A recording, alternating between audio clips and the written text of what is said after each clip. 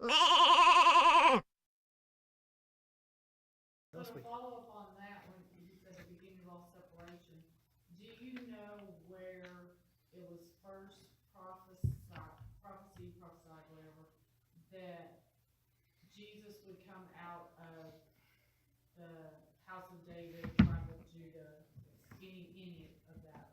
Yeah. So where was it first prophesied that Jesus would, what his lineage would be? What his lineage would be? I know you said that it was as soon as sin entered the world, there was the need for Jesus. But, so that would have been essentially the first prophecy, but where does it show, first show the lineage?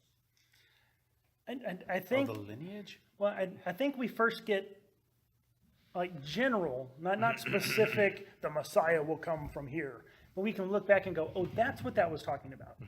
Is right after sin, whenever, he says the seed of the woman and the seed of the serpent, right? And the seed of the woman will crush the head of the serpent.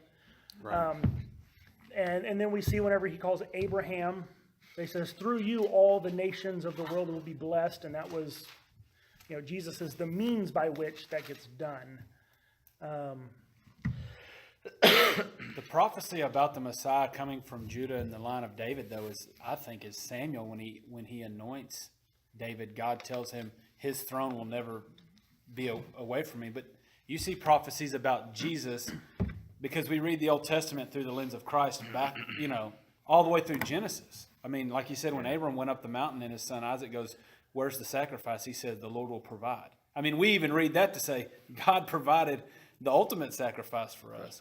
And that's what the early church did. I mean, that's why when you read Paul and Mark and Luke, and they all hearken back to the Old Testament and say this prophecy was fulfilled when they said, and Matthew does it a lot. And this was to fulfill what was said because they didn't have the Bible, right? They had the Tanakh or the Old Testament. Most of them didn't even have that. I mean, most of them couldn't even read, but from my best memory, and I'm not looking it up, I think the actual prophecy that speaks to the Messiah coming from David and that throne never ending is when David gets anointed. I think it's Samuel that has said that. But, it's all through, prophecies about Christ are all through Scripture.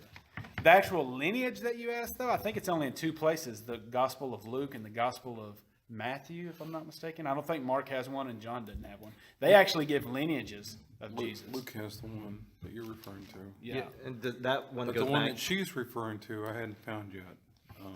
So I know one that she's talking about. I'm trying to give her the exact quote. The way I piece it together is, I think in Luke's, right, because they go through separate lineages, I think. Correct. Yeah, Luke and Matthew's Matthew's. is different than Luke's. And then Luke goes back to the son of Adam, the son of God, right? Correct. And so if you, this lineage question where it first appears, I think when God says to the serpent, and your head will be crushed by the seed of a woman, that's referring to Christ, and I mean the only woman there is Eve, right? Right. And so this is the lineage, right, where it's going all the way back through Adam, and then you have through the Old Testament lots of references, right, through David, and that's brought up in, I think he said Samuel, and Yeah, First Samuel, I and think. Samuel, and Or Second Samuel. The one she wants is Genesis 49.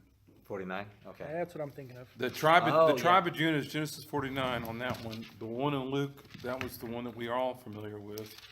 But there's another one. Oh, I missed this one. Oh, wow. I'm thinking of also through him all generations will be blessed. So that's coming through the Israeli There's lineage.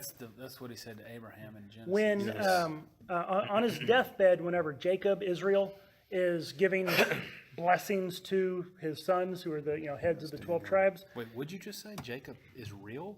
Jacob, who is Israel. Oh, who is Israel? I heard who is real. I was like, yeah. No, Yeah, he was a real person. Israel. Israel. Yeah. Sorry. Yeah, there we go. Jacob, who is real? Judah, you are whom your brothers shall praise. Your hand shall be, your father's children shall bow down before you. Judah is a lion's whelp from the prey. Where is it? Where am I looking for? He bows down, and lion shall rouse him. The scepter shall not depart from Judah, nor a lawgiver from between his feet until Shiloh comes, and that's another word for Messiah. And my son's name. And to him shall be the obedience of the people. Get kind of buried within there. Again, it's not a specific, but it's something that is looked back on by people saying that was a prophecy, saying the Messiah is going to come out of the tribe of Judah. Yeah. Correct. And so And that's one reason Paul could say that Christ was crucified from the foundations of the world. Correct.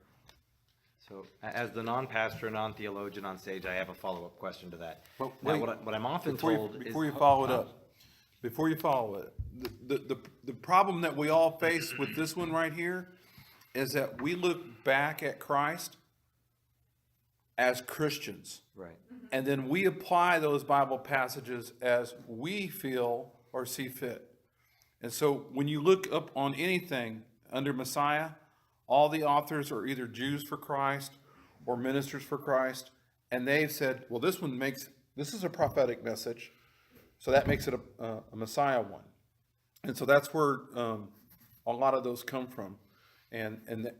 So we are, this is what Dr. Toller explained to us years ago, is that we are looking through rose-colored glasses. Right. And that's always going to be a hiccup. And that's what makes the book of Daniel so interesting to read and then try to figure it out. And the same thing with Revelation. And so we always have to be very careful when we're in those two books. I'd say Ezekiel too. Ezekiel? Okay.